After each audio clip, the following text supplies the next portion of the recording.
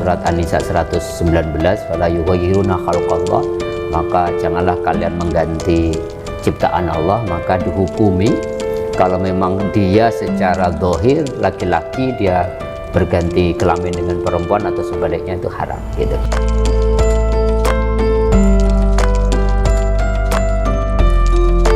Assalamualaikum warahmatullahi wabarakatuh. Kita berjumpa kembali di channel Tauhid Cinta. Kali ini kita akan membahas mengenai fenomena yang cukup marak belakangan ini, yaitu ganti kelamin. Ya, kita tahu beberapa public figure ya, atau artis gitu mengganti alat kelaminnya dari laki-laki ke perempuan atau sebaliknya. Ya, ada misalkan kalau sekarang tuh Lucinta Luna, ada juga Dena Rahman yang dulu adalah vokalis trio Quek Quek yang nama aslinya adalah Renaldi gitu. Terus ada juga misalkan yang terkini Oscar Lawalata.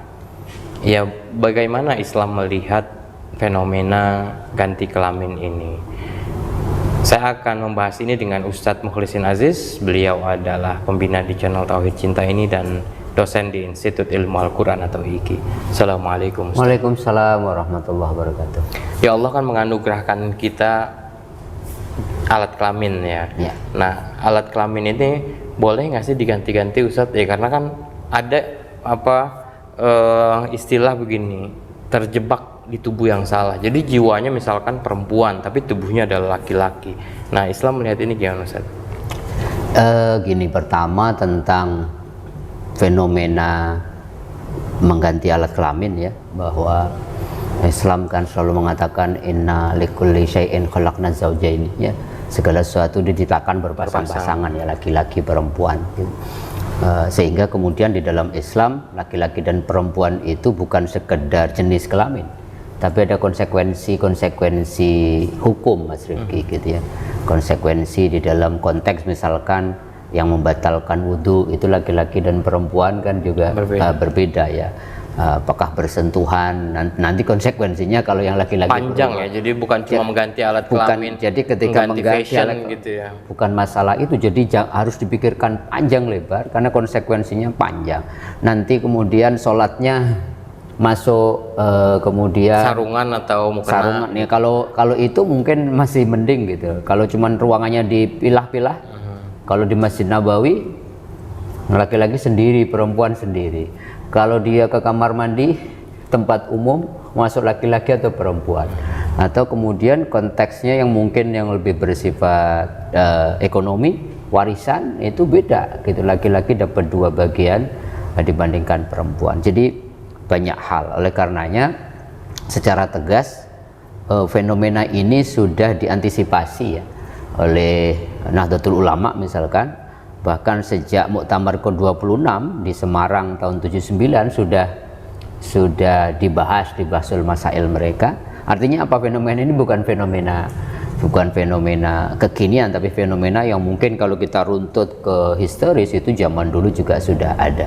Dan mereka kemudian sepakat menggunakan dalil surat An-Nisa 119, fala yughayyiruna khalqallah, maka janganlah kalian mengganti ciptaan Allah. Maka dihukumi kalau memang dia secara zahir laki-laki, dia berganti kelamin dengan perempuan atau sebaliknya, itu haram gitu ya. Bahkan kemudian tahun 2010 dikuatkan lagi oleh Majelis Ulama, Komisi Fatwa juga sudah mengeluarkan fatwanya. Dan pertama mereka punya fatwa 2. Kalau memang laki-laki diganti perempuan, perempuan diganti laki-laki, maka kemudian haram. Bahkan di situ disebutkan konsiderannya orang yang membantu pun juga kena konsekuensi hukum. Dan kalaupun kemudian diajukan pergantian secara resmi pun juga tidak boleh. Jadi banyak konsekuensinya. Tapi ada yang kedua, bagaimana kalau kemudian penyempurnaan kelamin?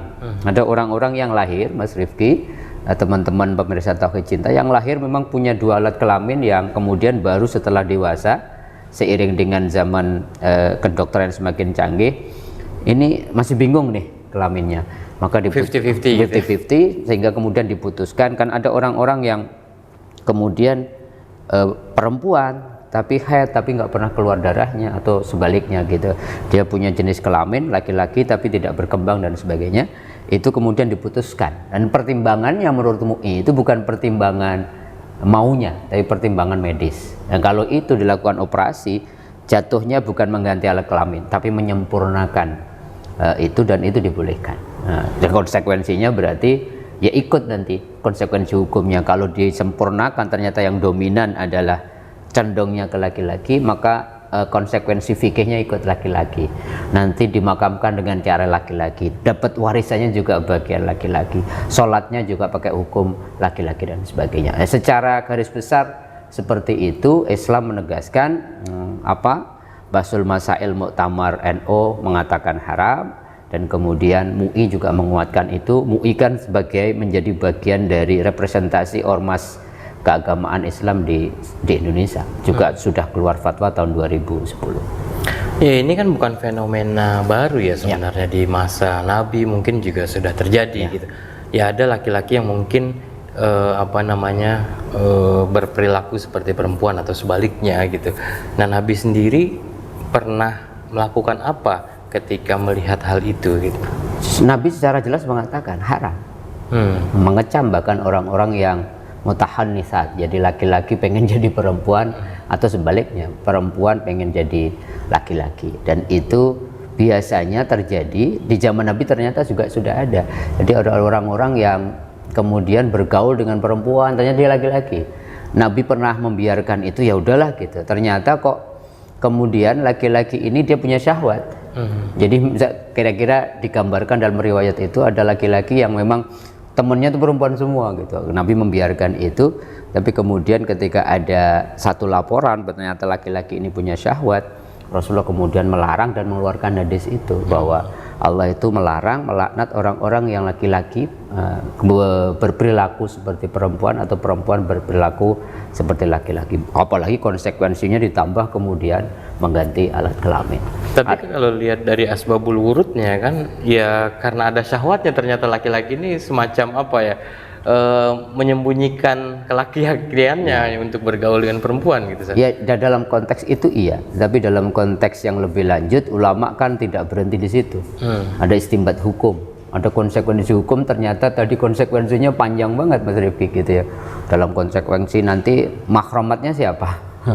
Gitu. Yang membatalkan wudhu dia dengan siapa? Kalau dia aslinya laki-laki, dia berubah perempuan, apakah ketika dia tersentuh laki-laki masih batal atau enggak? Dan konsekuensi-konsekuensi yang lain tadi. Artinya gini, secara agama itu kan akal ya, maksudnya harus rasional gitu. Maka kemudian fenomena akhir-akhir ini kan ada fenomena-fenomena yang tadi terjebak di tubuh yang salah, itu kan fenomena yang kita tidak mengendaki itu, tapi fenomena yang banyak terjadi tanpa harus prejudice ya, tanpa harus memberikan penilaian. Ada orang-orang yang karena lingkungan gitu ya, tiba-tiba kemudian menjadi laki-laki melambai, ngonde gitu, gara-gara memang lingkungan kerjanya, sisi feminimnya yang dieksplor gitu ya. Sehingga kemudian lama kelamaan karena komunitasnya itu, agama kan mengatakan kan karakter seseorang, agama seseorang tergantung agama teman-temannya gitu. Maksudnya agama itu dalam konteks karakter, cara hidup. Maka di situ ya orang kemudian terpengaruh. Nah, di situ yang sebenarnya tidak boleh. Sehingga kemudian kalau dalam konteks apa yang dikatakan oleh fatwa MUI tadi, kalau memang pertimbangannya medis, ini harus kemudian dipilih dan sebagainya. Termasuk ada pertimbangan yang tadi Mas Rifki sampaikan, ada orang-orang yang memang nggak bisa ditolak gitu, kecenderungan laki-lakinya lebih besar walaupun dirinya perempuan. Maka ada kasus seorang kiai besar di salah satu kota di Jawa Tengah, anaknya mengalami hal yang sama, sehingga kemudian ketika dewasa anak ini kemudian sudah mencari tahu apa yang terjadi pada tubuhnya, akhirnya memutuskan berpindah dari yang sebelumnya laki-laki menjadi perempuan. Ibunya kemudian lebih menjaga mengedepankan perasaan ibunya, karena minta izin dulu sama ibunya. Ibunya mengizinkan karena saya tahu persis perjuangan anaknya untuk menemukan identitas dan jati dirinya. Tapi ayahnya pertama kali reject betul itu. Apa kata umat gitu. Kalau saya aja yang kiai kemudian tidak bisa mendidik putra saya. Tapi pada titik tertentu akhirnya ayahnya kemudian menyadari bahwa ini bukan karena lingkungan, ini bukan karena keinginan syahwat, bukan karena keinginan tidak mensyukuri ciptaan atau pemberian Allah atas identitas itu, tapi semata-mata ada satu dorongan dari dalam dirinya yang memang ya kita nggak bisa kemudian memberikan penilaian itu, karena setelah pencarian yang lama akhirnya dia memutuskan untuk berpindah. Dan akhirnya orang tuanya menerima dengan tangan terbuka dengan segala konsekuensinya. Ya memang kalau kita lihat dari ya Allah tidak mungkin menaruh sesuatu tidak pada tempatnya gitu. Allah pasti kayak misalkan ada istilah terjebak di tubuh yang salah, ya tentu ya bukan berarti Allah yang salah memasukkan ruh atau jiwanya ke dalam tubuh si orang itu, tapi bahwa ada hikmah yang ingin Allah sampaikan gitu kali Ustaz. Betul.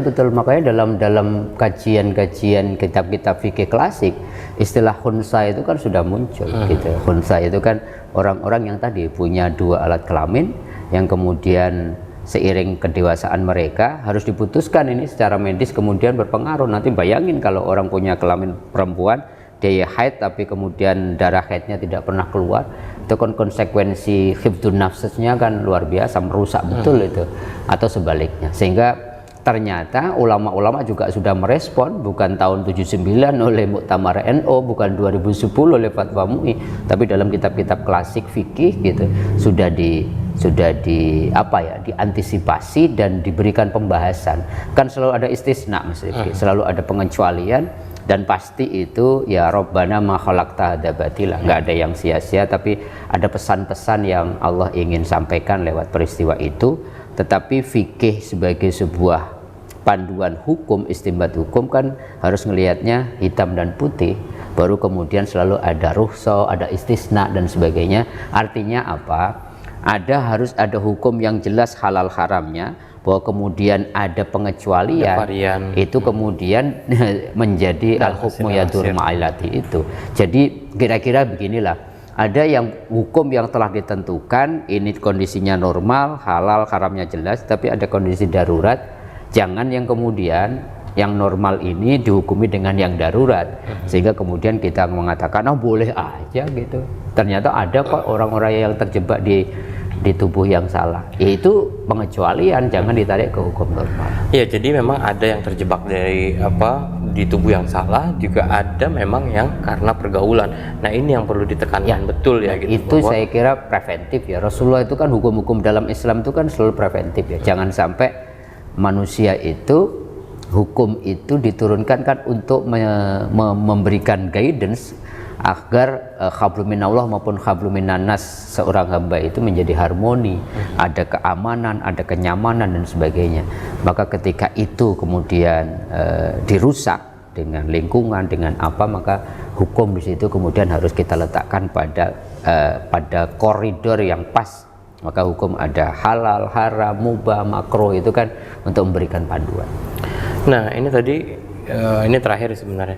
Ya, kita kembali ke awal lagi tadi. Ustadz sudah mengatakan bahwa konsekuensinya itu panjang ketika mengubah alat kelamin.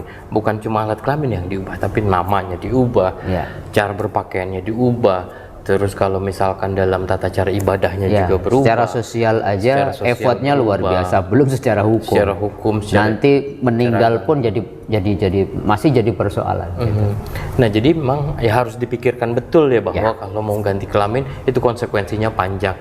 Ya almarhum Dorce kan ya akhirnya ya pas wafat dikebumikan dalam keadaan sebelumnya laki-laki ya. Nah, itu kan artinya bahwa ya harus dipikirkan betul-betul lah kira-kira gitu, bahwa ini konsekuensinya panjang ya, itu menyangkut bukan hanya aspek sosial tapi juga aspek agama gitu ya. Nah, mungkin saat mau closing statement tentang konsekuensi. Saya kira gini ya, bahwa setiap larangan agama itu pasti untuk menjaga mafsadat atau hal-hal yang merusak bagi bagi mutakallif atau bagi orang yang mendapatkan perintah atau larangan agama untuk kita gitu. Dan apapun yang diperintah agama pasti itu ada maslahatnya gitu. Itu dulu. Oleh karenanya ketika Rasulullah melarang, kemudian para ulama beristimbat hukum bahwa itu haram, karena sudah diteliti dari secara sosial, secara fikih, secara hukum, bahkan ketika wafatnya ada konsekuensi waris, semuanya itu lebih banyak mafsadatnya, negatifnya daripada kemudian maslahatnya. Maka kemudian ayo, tanpa saya harus memberikan penilaian, masing-masing orang punya pilihan, dan silahkan pilihan asal Anda paling tidak kita punya kewajiban menyampaikan, Mas Rifki, konsekuensinya. Setelah itu ya masing-masing orang harus berani mengambil konsekuensi itu. Tetapi agama selalu punya prinsip, semua aturan-aturan agama terutama larangan itu selalu punya prinsip preventif, wala taqrabuz zina, jangan dekati. Dan kemudian jangan minum khamr, semuanya itu kalau bisa jangan sampai terjadi, karena kalau sudah gitu menyesal selalu belakangan gitu. Oke, terima kasih Ustadz. Ya pemirsa, semoga bermanfaat. Ya fenomena ganti kelamin ini memang ya sekarang makin marak ya, apalagi ya sudah makin banyak cara-cara ya, bahkan tanpa operasi pun bisa gitu dengan mengubah atau mengedit gen segala macam gitu. Tapi yang perlu kita pikirkan adalah bahwa banyak konsekuensi yang harus diterima ketika mengganti kelamin, dari aspek sosial, dari aspek ibadah, bahkan ya sampai kita wafat pun nanti akan ada konsekuensi itu. Ya tentu saja konsekuensi di hadapan Allah. Ya Allahu a'lam bishawab. Wabillahi taufiq wal hidayah. Wassalamualaikum warahmatullahi wabarakatuh.